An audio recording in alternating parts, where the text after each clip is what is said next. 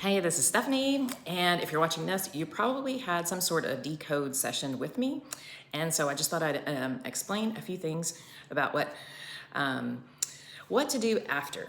So if we were looking for emotions and we were discovering some trapped emotions and we were releasing those, what does that mean and what does that look like and what can you do after your session? So during the decode session, we use muscle testing. Maybe you stuck your arm out. Maybe I did it remote. Maybe I was using my own finger. Just depends on what we did. But we did that to find what is in your subconscious brain, because your subconscious mind is holding all the data for you. It is a huge computer processor. And so we'll use muscle testing to find what it's holding. And so we'll find some trapped emotions, maybe faulty beliefs, maybe some root cause issues, but specifically dealing with releasing emotions.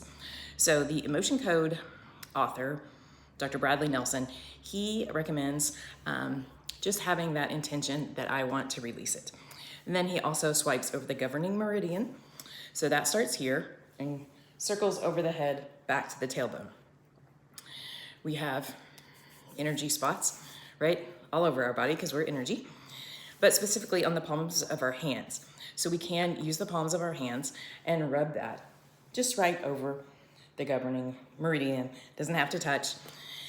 And so we'll swipe 3 times with that intention that I'm releasing this emotion that doesn't serve me. All right? So during the session, that's what we did 3 times. For me personally, because I love Jesus and I believe that Jesus is the only one that really truly heals us. So while I'm swiping, I'm usually releasing that. I'm praying. So that is often what I recommend to my clients as they come in. And so simple, right? Jesus, I just hand this emotion, whatever that is, over to you. It doesn't serve me and I don't want it anymore, right? So we're just swiping, handing that to the Lord. After your session, if you didn't do that during the session, then you may want to do that at home, okay? So after your session, you may want to go through the list of emotions and just pray specifically over each one of those, okay? Very often, we'll find an emotion, maybe an approximate age.